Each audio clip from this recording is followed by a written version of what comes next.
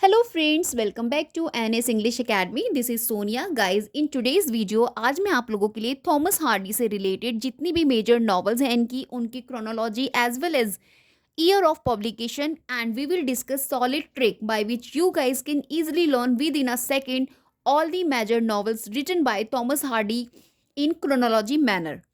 Apart from this, guys, we will discuss in this novel major points related to Thomas Hardy career and writings as well as literary contribution we will discuss in this video. And in the last guys मैं आपको समझाऊंगी कि जो modern age है आपकी British literature में आपको उससे किन किन राइटर्स को कितना कितना स्टडी करना है जिससे कि with in a 4 months you guys can get smart strategy as well you guys done with your modern age, right? So stay tuned with me till my video end because lots of the important things you will get from this particular video of mine. Guys, if you not subscribe my channel yet, do subscribe it because it will become more beneficial for you if you are preparing for UGC NET English upcoming June exam, right? So चलिए आज का discussion start करते हैं without having much time. So today's discussion, of course we have Thomas Hardy. अगर मैं इनके timing period की बात करूं guys, then 1842 1928 this is the timeline of Thomas Hardy. That is why हम लोग थॉमस हार्डी को Victorian era as well early modern period में इनको इंक्लूड करते हैं क्योंकि 1901 से आपका मॉडर्न पीरियड स्टार्ट हो जाता है. And if I talk about the poetry section, जो थॉमस हार्डी ने स्विच हुए थे, पोइट्री सेक्शंस लिखना शुरू किया था इन्होंने, तो कहीं ना कहीं इनका वो मॉडर्न एज में इंक्लूड होता है. तो आई सजेस्ट यू, आगे आप प्लीज कंफ्यूज मत होइएगा. चलिए पहले मैं आपको ब्रीफ थोड़ा सा बता देती हूँ थॉमस हार्डी के बारे में. गाइज, एज यू नो कि थॉमस हार्डी जो है वो एन इंग्लिश राइटर है, famous for his novels and poetry के लिए फेमस है क्योंकि पहले इन्होंने नॉवेल्स लिखी थी अपने अर्ली आप बोल सकते हैं कैरियर में, and then he switch towards the poetry section. क्यों हुए थे, we will discuss ahead. He grew up in a small village in the countryside. Basically guys इनका जो लाइफ था वो कंट्री साइड, एक रूरल फैमिली में इनका जन्म हुआ था एंड उसी के जैसे इन्होंने लाइफ अपना स्पेंड किया था, which had a big impact on his writing as other writers of English literature. और राइटर्स की हम बात करते हैं तो जितने भी राइटर्स भी स्टडीड, सभी की जो अपनी एक लाइफ होती है कहीं ना कहीं उनकी राइटिंग्स में उस लाइफ को रिफ्लेक्ट किया जाता है. एज यूजुअल थॉमस हार्डी के जितने भी वर्क्स हैं, राइटिंग्स हैं, स्पेशली इनके जितने भी वर्क्स आपको मिलेंगे, डिस्क्रिप्शंस मिलेगा उसमें रूरल लाइफ का, because he also belong to rural life, right? Hardy is best known for his tragic stories. Tragic stories के लिए हम इनको फेमसली जानते हैं एंड इनके जितने भी प्रोटैगनिस्ट होते हैं उन सबकी बहुत ही दयनीय, मिजरेबल कंडीशन, बेचारा टाइप की कंडीशन आपको देखने मिलेगी. जितने भी protagonist you will study in every novels of Thomas Hardy, you will gate कि बहुत ही ट्रैजिक लाइफ उन्होंने स्पेंड की है. एंड एनी हाउ एक ट्रेजिडी, मतलब कि काइंड ऑफ ट्रैजिक स्टोरीज ये बहुत ज़्यादा एक्सप्लोर करते थे अपनी राइटिंग्स में, ठीक है? और जिसके अंदर चैलेंजेस आपको देखने को मिल जाएंगे, लाइक कितने challenges we have to face in love, right? Fate में हमको कितने चैलेंजेस देखने मिलते हैं एंड सोसाइटी में. सो बेसिकली जितने भी चैलेंजेस होते हैं, many types of challenges we have in our life, सब कुछ ही discussed in his writings, right? So let's guys move towards the written notes of mine. So अगर मैं इनके बर्थ एंड अर्ली लाइफ की बात करूं, as I told you, he was born on June 2nd 1840 in England in a rural family, right? And Thomas Hardy initially trained as an architect. आपको पता है initially शुरुआत में ये एज ए आर्किटेक्ट ट्रेन हुए थे इन लंदन में, basically before becoming the full time writer. Writer से पहले ये एक आर्किटेक्ट थे. Remember this fact also can be asked in exam. So guys let's move on ahead. First novel rejected. So guys, if I talk about his first novel, then the title is The Poor Man and the Lady. 1861 में इसको लिखा गया था. This is first novel but was never published due to its strong social criticism. Society ने इतना ज़्यादा criticism create किया with this particular the poor and the lady which written in the year 1867 कि इस पर्टिकुलर नॉवल को publish नहीं कराया गया. So please make a note of it. This is the first novel written by Thomas Hardy but not published, never published. Okay, so this is the first novel, Poor Man and the Lady, written 1867, completed basically in 1867, was never published due to its strong social criticism. Remember the fact I'm just telling you. And क्योंकि ये publish नहीं हुई थी, that is why debut novel we have Hardy's first novel जो publish इनकी हुई है, we have Desperate Remedies, published in the year 1871. Remember, देखिए जिन भी मेजर राइटर्स को आप कवर कर रहे हैं, this is the smart strategy I am just telling you. इनकी डिब्यूट नॉवल एंड इनका जो फाइनल कॉन्ट्रीब्यूशन है लिटरेचर को लेके, उन दोनों की नॉलेज आपको होनी ज़रूर है, because it gives you importance to answer question in particular your examination hall. आपको बहुत हेल्प करते हैं दीज टू इन्फॉर्मेशन. अगर आपके पास आपके मेजर राइटर की है तो please make a note of it. जिन भी सिलेक्टेड मेजर राइटर्स को आप कवर कर रहे हैं, उनकी डिब्यूट वर्क्स एंड उनके फाइनल वर्क्स को आपको माइंड में रखना है. Okay, let's go ahead. Was a sensation novel. आपको पता है इनकी जो desperate remedies, this is the debut novel, means first publish novel. ये एक सेंसेशन नॉवल थी विथ एलिमेंट्स ऑफ, और इसमें कौन से एलिमेंट्स मिलते हैं, कहाँ से सेंसेशन थी ये, मिस्ट्री एंड रोमांस इसके अंदर दिखाया गया था. पर्टिकुलर नॉवल जो है इनकी, and considered debut novel of desperate Remedies, published in the year 1871. Remember the publication year of course. Okay, let's go ahead. Breakthrough success. Now I'm going to discuss the novel which gained success to Thomas Hardy in his career as a novelist. Okay, so basically guys, Far from the Madding Crowd, this is the novel published in the 1874, right, brought him fame and financial stability. Financial stability इनको मिली थी. देखिए कोई भी writer होता है अपनी जो writings करता है, ऑफ कोर्स फर्स्ट उसको फिनेंशियली सक्सेस चाहिए होता है. दिस इज़ दी, आप बोल सकते हैं एक फाउंडेशनल उसका एक सपोर्ट उसको मिलती है जिससे वो अपनी राइटिंग करियर को आगे बढ़ाता है. तो आप बोल सकते हैं कि दिस इज़ द नॉवल जिसने उसको सक्सेस दिलाई थी, फार फ्रॉम द मैडिंग क्राउड, 1874. यहाँ से भी आपको क्वेश्चन बनते हैं, इनफैक्ट बन चुका है इन यूजीसी नेट.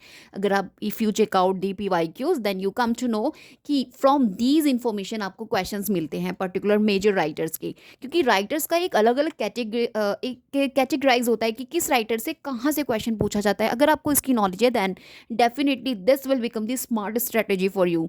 वही चीज़ें मैं आपको मेरी वीडियोस के थ्रू मैं आपको प्रोवाइड करती हूँ. आई सजेस्ट यू कि आपको किस राइटर का किस एरिया बेसिकली कवर करना है. तो मैं आपको बताऊँ कि अहेड कि आपको बेसिकली थॉमस हार्डी से क्या क्या चीज़ें स्टडी करनी है. तो first whatever I just giving you in my written notes, आपको इन सभी को फॉलो करना है, इन सभी को अपने नोट्स में इंक्लूड करना है. Then work chronology most important है आपकी थॉमस हार्डी की, as well major novels. I suggest you ahead कि मेजर नॉवल से कैरेक्टर बेस्ड, स्टोरी बेस्ड आपसे क्वेश्चन देखने मिलते हैं. प्रोटैगनिस्ट आपको इनके पता होने चाहिए. इनफैक्ट मेजर जो कैरेक्टर्स आपके इसमें रोल प्ले करते हैं पर्टिकुलर नॉवेल्स में, like I am just talking about far from the madding crowd, this success, जिस नॉवल ने इनको सक्सेस दिलाई है, तो यहाँ से आपको इसकी स्टोरी अच्छे से देखनी है, समरी अच्छे से देख के जाना है. पूरी समरी आपको नहीं स्टडी करनी है. You have to have basic information about particular novel की वो नॉवल बेसिकली किसके बारे में, एंड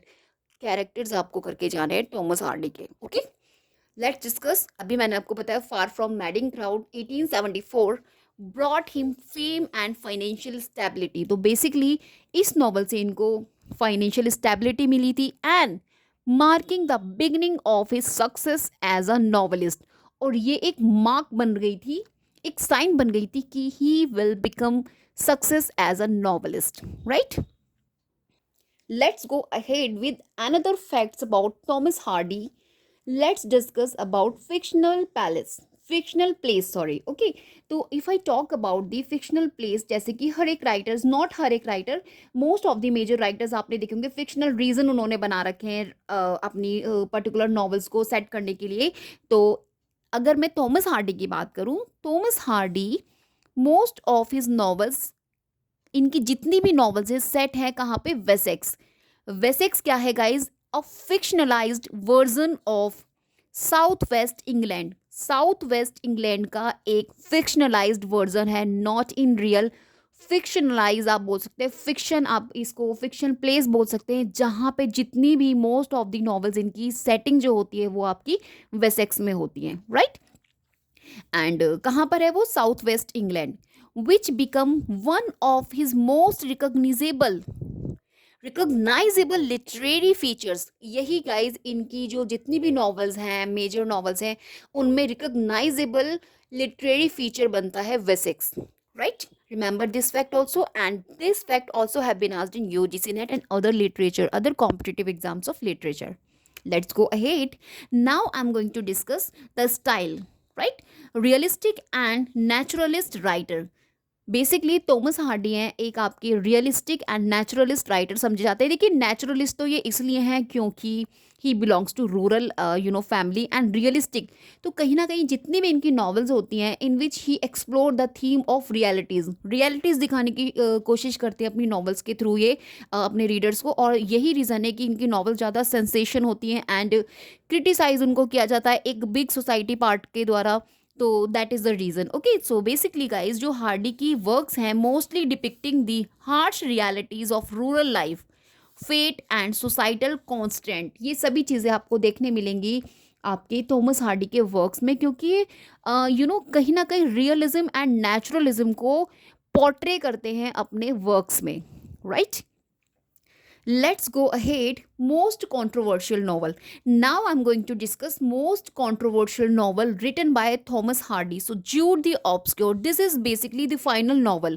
क्योंकि इस novel के बाद से इन्होंने he stopped to write novels and he switched towards the poetry section. अभी मैंने starting में आपसे बोला था ना कि first एक novelist and as a poet ये consider किए जाते हैं। तो ये novelist starting career, first of all before writing novels, writings career में आने से पहले ये एक architect थे आपके Thomas Hardy. Then he writing novels यहाँ पे इनकी एंड हो रही है क्योंकि ज्यूड द ऑब्सक्योर, इसके अंदर बेसिकली इन्होंने जो स्टोरी बताई है। सो गाइस जैसे एजुकेशन को लेके सोसाइटी में जो एक आप वो रिजिडनेस देखते हैं ना, सोसाइटी की रिजिडनेस से मतलब कि कठोरता से कैसे कैसे उसको फेस करना पड़ता है एजुकेशन में, और समाज को कैसे फेस करना पड़ता है एजुकेशन को, these things you will find out in this particular novel. और इस नॉवल को बहुत ही ज़्यादा क्रिटिसाइज भी किया गया था क्योंकि स्टोरी जो इसके अंदर दिखाई गई थी उसके बारे में कि किस तरीके से एजुकेशन को लेके और समाज में हम क्या क्या चीज़ें करते हैं। आपने ये स्टोरी पक्के से पढ़ी होगी, अगर नहीं पढ़ी होगी वैन आपको इसको स्टडी करना पड़ेगा क्योंकि इसके अंदर जो स्टोरी मेंशन की गई थी just because of that reason ये इनकी फाइनल नॉवल बनी और यहाँ से इन्होंने स्विच कर दिया टू राइट पोएट्रीज। ओके, तो ये आपकी 1895 बेसिकली आप कंसीडर कीजिए last novel of Thomas Hardy. Okay, heavily criticised for its theme of religion, marriage and social class.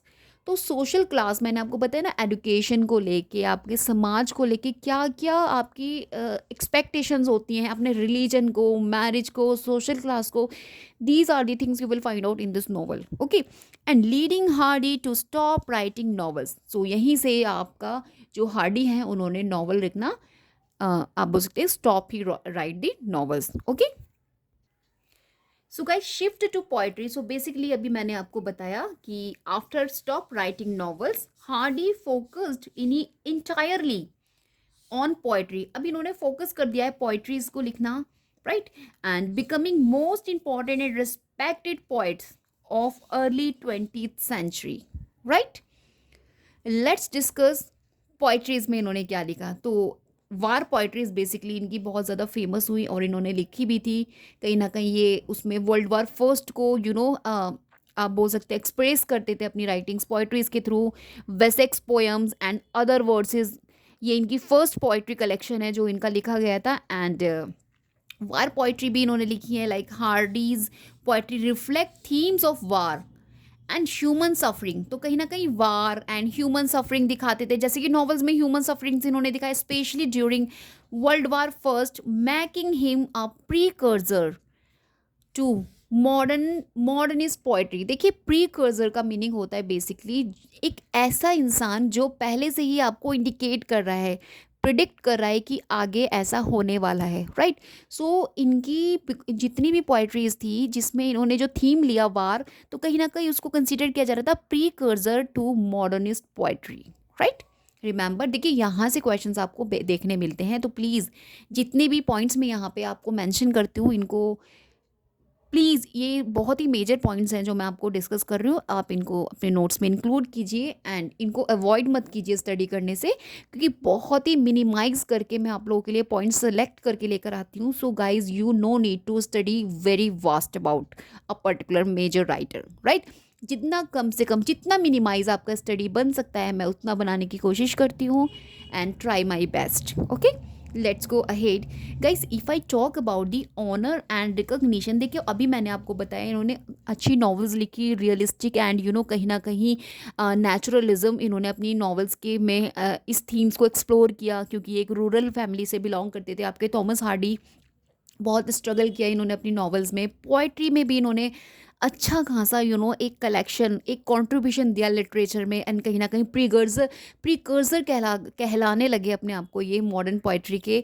Even then, despite, आप बोल सकते हैं, despite never winning the Nobel prize in literature, yes guys, आपकी Thomas Hardy को कभी भी Nobel prize नहीं मिला।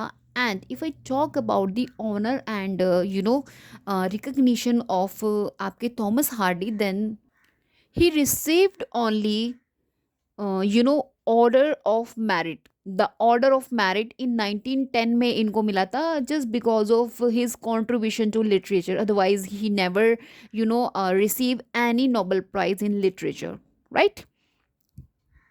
and guys, अभी आज के टाइम में अगर मैं बात करूं, today Hardy is remembered as one of the England's greatest novelist and poets whose works continue to be widely studied and adopted into film, plays and TV serials में adopt किए जाने लगे, जस्ट बिकॉज ऑफ, देखिए अगर अच्छा लिखा है तभी तो उनकी इंपॉर्टेंस है कि आज भी हम स्टडी कर रहे हैं। You guys are preparing for UGC NET exam, exam, biggest government exam of India. Now you guys can examine कि अगर ये इंपॉर्टेंट है तभी तो इन्हें इंक्लूड किया है और हम इनको स्टडी कर रहे हैं। तो अजीब सा लगता है थोड़ा सोच के कि he never win any Nobel prize in literature, but apart from this अभी भी वो कंसिडर किए जाते हैं England's greatest novelist and poets, right. चलिए गाइज, अभी हम लोग कोई सीरियस स्टूडेंट नहीं है। Now I am going to discuss trick. आज की जो ट्रिक है बाय विच यू गाइज, जैसे कि मैंने अपने थंबनेल में प्रॉमिस किया था, मैं आपको एक ट्रिक दूंगी जिससे कि आप जितनी भी मेजर नॉवेल्स हैं थॉमस हार्डी की, इन क्रोनोलॉजी मैनर आपको याद हो जाएंगी विद इन 5 मिनट्स। ये तो मैं मैक्सिमम टाइम बता रही हूँ, पढ़ते ही आपको याद हो जाएगी, अगर मेरे जैसे पढ़ाने वाला होगा तो डेफिनेटली गाइज। ओके, तो चलिए स्टार्ट करते हैं। तो आज की स्टोरी हमारी थोड़ी यूं है, क्योंकि ये एक बहुत ही बेचारे टाइप की प्रोटैगनिस्ट रखते थे और जितनी भी नॉवेल्स इन्होंने लिखी सभी की सभी ट्रेजेडीज थी। तो उसी के हिसाब से गाइज मैंने इनकी स्टोरी बनाई है। थोड़ा सा मूड ऑफ हो रहा है बताते वक्त, चलिए।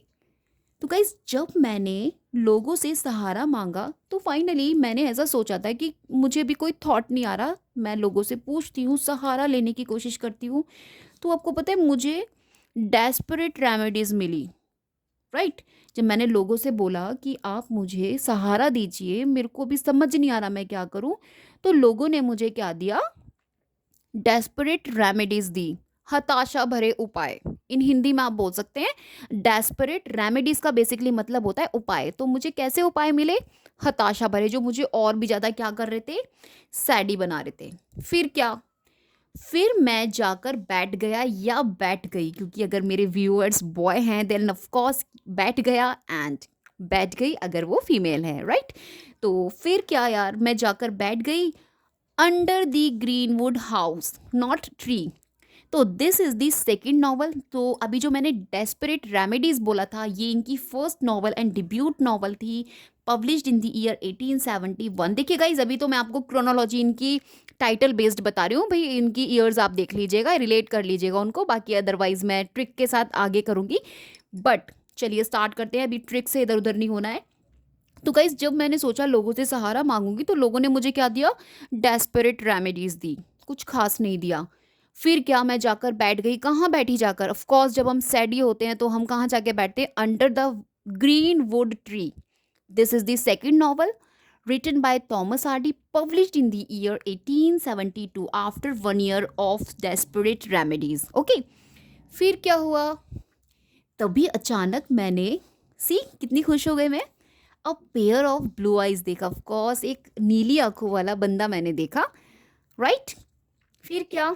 And this is the third novel, a pair of blue eyes, blue eyes. Okay, 1873 this is the publication year and this is the third novel of Thomas Hardy. तो जब मैं बहुत ज़्यादा डेस्परेट होकर under the green wood tree में बैठी थी, तभी मैंने गाइस क्या देखा? Of pair of blue eyes देखा. फिर क्या? फिर क्या यार, मैं उसकी आंखों में खो गया या खो गई. अब बाय गॉड मुझे अब मैंने क्या सोचा है? Far from the madding crowd.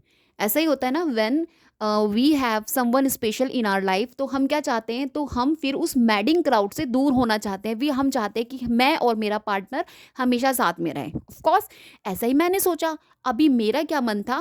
Far from the madding crowd. अभी मैं मैडिंग क्राउड से बिल्कुल फार होना चाहती, दूर होना चाहती थी, राइट? तो वाली फीलिंग्स की मतलब क्राउड से दूर होने वाली फीलिंग्स मेरे मन में आने लगी. अब दुनिया की भीड़ में मन नहीं लग रहा भाई. Blue eyes, pair of blue eyes देख लिया. That is why I decided to far from the madding crowd. And फिर क्या? जैसा कि हर रिलेशनशिप में होता है, हम दोनों की लड़ाई हो गई. ऑफकोर्स उस ब्लू आइज वाली की, जो एयर ऑफ ब्लू आइज मुझे मिला था, पेयर ऑफ ब्लू आइज, उससे लड़ाई हो गई. और मैं the return of the native, जहाँ से आई थी वहीं जाकर फिर से सेट हो गई. मीन्स अपने नेटिव में. The return of the native. Okay, हो गई या फिर हो गया. अब क्या होता है? अब गाइज अभी मैंने सोच लिया है कि मुझे किसी प्यार व्यार के चक्कर में नहीं पड़ना. No love, only work. अब मैं कोई प्यार नहीं करना चाहता, अब मैं सिर्फ वर्क करना चाहता हूँ. एंड फाइनली अब मैंने डिसाइड किया है, एक बड़ा सोचा है कि मैं the mayor of Kaiser bridge बनूंगा. कैजर ब्रिज आपको पता है? ये एक जगह का नाम है जो कि इनकी नॉवल में आया था, थॉमस हार्डी की. When you study this novel the mayor of Kaiser bridge, तो वही आया था. ठीक है, तो अब मैंने डिसाइड किया है कि मैं बनना चाहती हूँ क्या? द मेयर बनना चाहती हूँ. कहाँ की? Of Casterbridge. ठीक है, no love connection will okay continue in my life. अब मैं मेयर बन चुकी हूँ कैजर ब्रिज की. अब आगे मुझे क्या करना है? Let's discuss. तो फाइनली गाइज अभी तक हमने डिस्कस किए हैं डेस्परेट रेमेडीज. डेस्परेट रेमेडीज मिलने के कारण मैं कहाँ बैठ गई थी? Under the green wood tree. This is the second novel. तभी अचानक मैंने a pair of bluest eyes देखा. This is the third novel. And उसके देखने के बाद मैंने सोचा फार फ्रॉम द मैडिंग क्राउड कि मुझे अब दुनिया से कुछ लेना देना नहीं है, मैं और मेरा पार्टनर बस, और कुछ नहीं. ठीक है, this is the fourth novel. And number fifth, फिर क्या हुआ? लड़ाई हो गई. And the return to the native. अब हम क्या हो गए? The return of the native. अब मैं अपने वापस जहाँ से आया था वहीं पे चला गया. एंड अब मेरा विश्वास बिल्कुल हट गया है प्यार श्यार से. एंड अब मैं क्या बनना चाहता हूँ? The mayor of Kaiser bridge. This is this 6 number novel of, आप बोल सकते हैं, Thomas Hardy. Okay, let's go ahead. So guys जब मैं मेयर ऑफ कैजर ब्रिज बन गया, तो द वुडलैंडर्स आप समझते हैं, आदिवासी.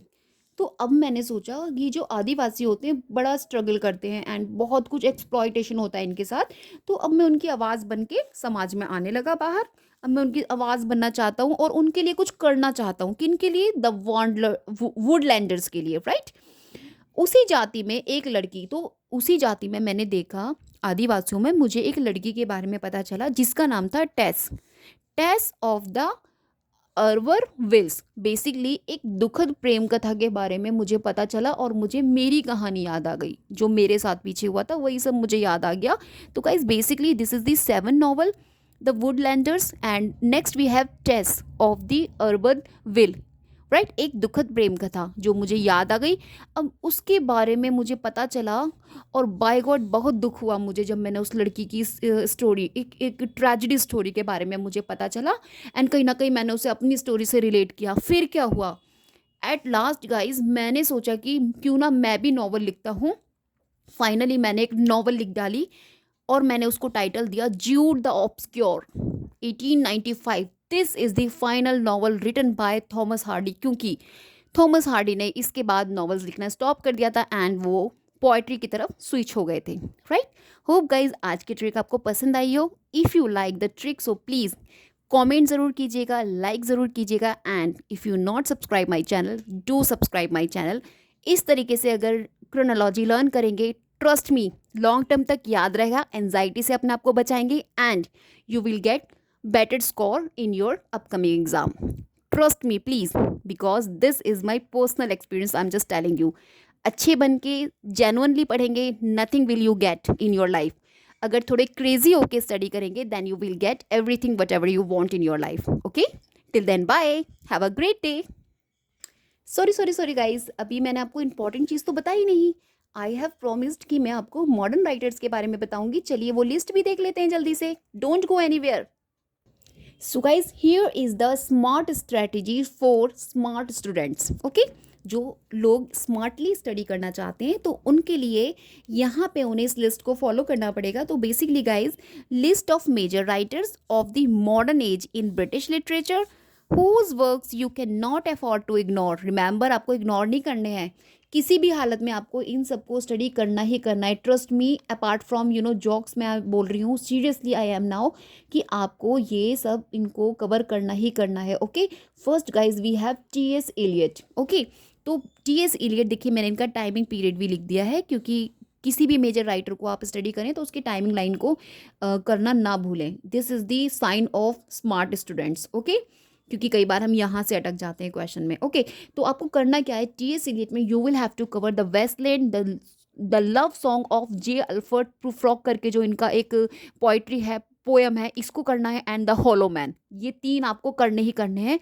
And next guys we have Virginia Woolf. Virginia Woolf की जब भी मैं नाम लेती हूँ ना, मुझे इनकी एक बात याद आ जाती है, जो इनका जब इन्होंने सुसाइड करी थी तो बेसिकली 3 बार ये अटैम्प्ट कर चुकी थी बिफोर दैट पर्टिकुलर सिचुएशन कि मुझे मरना है, इनको मरना था basically. She doesn't want to live more in her life, क्योंकि कहीं ना कहीं ये इतनी ज़्यादा डिस्पेयर हो गई थी अपनी लाइफ में। तो पता है इस बंदी ने क्या किया, अपने ओवरकोट में पेबल्स, पत्थर भर लिए, जिससे कि जब ये अपने आप को पानी में फेंके, ऑफकोर्स कोई अगर जान के डूबना चाहता है तो अपने आप को फेंक ही तो रहा है, जिससे कि अपने आप को जब ये पानी में फेंके तो ये ऊपर ना आ पाए बिना मरे। फाइनली इनकी डेड बॉडी ऊपर आई थी। So this is the strategy, not strategy, tragedy. आप देखेंगे ट्रेजेडी ऑफ हर लाइफ। तो कभी भी जब मैं वर्जीनिया वुल्फ का नाम सुनती हूँ ना, तो मुझे इनकी वो डेथ वाली बात याद आ जाती है, ट्रस्ट मी। तो कहीं ना कहीं गाइज, इस तरीके से अपने मेजर राइटर्स को लिंक किया कीजिए। अब देखिए मुझे कन्फ्यूज़न नहीं होता, अदरवाइज वर्जीनिया वुल्फ हो गए, वुलस्टोनक्राफ्ट हो गए, आपके एलन शॉल्टर हो गए, इन सभी फेमिनिस्ट राइटर्स को पता है कभी हमेशा कन्फ्यूज़न होता था कि इसकी लाइफ में ऐसा हुआ था कि उसकी में हुआ था। तो प्लीज़ आप इसको भी रिलेट करके अगर जब भी आप स्टडी करेंगे ना, जैसे हम लोग बात करते हैं कि पता है वो लड़की बहुत कंजूस थी, तो हमारे माइंड में एक बंदा होता है तो वो बंदा हमें याद आ जाता है। तो ऐसा बनाना है आपको। Okay,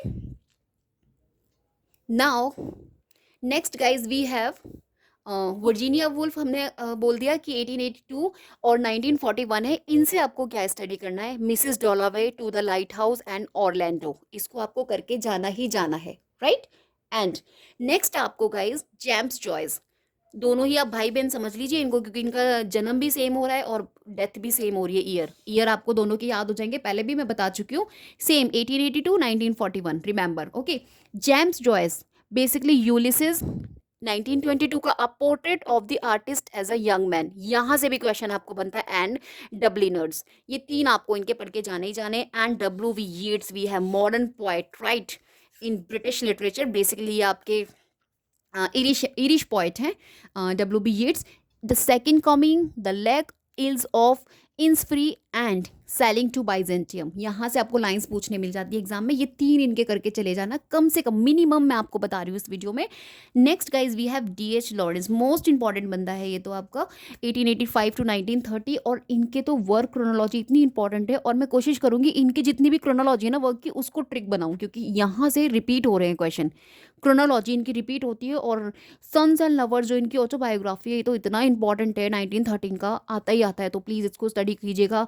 women in love and lady Chatterley's lover, controversial novel है इनकी, और इसको बैन भी कर दिया था सेंसेशन टॉपिक की वजह से ऑफ दिस पर्टिकुलर नॉवल। इसको पढ़िएगा ज़रूर। Okay, let's guys, next we have George Orwell.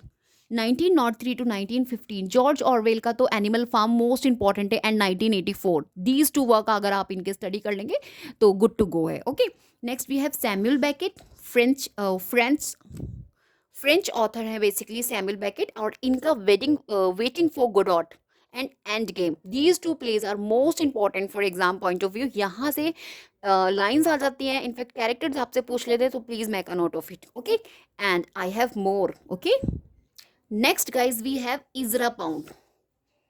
Ezra Pound, of course, Cantos in a station of the metro. These two works आपको इनके करके जाने ही जाने हैं। ओके, नेक्स्ट वी हैव, और टाइमिंग पीरियड भी देख लीजिएगा, H.G. Wells. H.G. Wells most important है, 1866 to 1946 this is the timeline, and आपको इनके जो वर्क करने हैं, the war of the worlds, the time machine and the invisible man, trio works are most important for exam point of view. Read करके ही जाने, अच्छे से स्टडी करके जाने, कैरेक्टर्स स्टडी करके जाने, the war of the worlds, the time machine, तो ये सभी आपको करके जाने हैं। ओके, एंड और आपको पता भी होगा जो H.G. वेल्स है, इनको फादर ऑफ साइंस फिक्शन का कंसीडर भी किया जाता है। He is one of the father of science fiction. Okay, not one of the क्यों होंगे, he known as the father of science fiction यार, he is one of the एक ही बंदा है ये जो साइंस का फादर कंसिडर किया जाता है, सो प्लीज। ओके, और next we have Aldous Huxley. Okay, 1894 to 1963 this is the timing period, and most important work, brave new world and the doors of perception, आपको करके ही जाने हैं। हैरोल्ड पिंटर, 1932 2008, इनका बेसिकली आपको इनके जितने भी प्लेज है ना उनकी क्रोनोलॉजी कर लेना। I will suggest you in my further videos, लेकिन उससे पहले आपको मेरे चैनल को लाइक एंड सब्सक्राइब करना होगा। मोर सब्सक्रिप्शन आई वांट, आपको ये सब करना होगा। देन मेरा काम होगा, मैं आपको जितने भी मेजर राइटर्स की वर्क क्रोनोलॉजी से आपको क्वेश्चन आता है उन सभी को मैं विद अ सॉलिड ट्रिक्स आपको कवर करा दूंगी till your examination date. Okay, basically the homecoming and the birthday party, these two plays आप उनको अच्छे से डिटेल्ड स्टडी कर लेना, कैरेक्टर स्टडी कर लेना, क्योंकि यहाँ से क्वेश्चन आपको पूछने मिलता है। Hope guys this is fine for you. चलिए अब कोई बाय बाय शाय बाय नहीं है, now I just cut my video. Okay.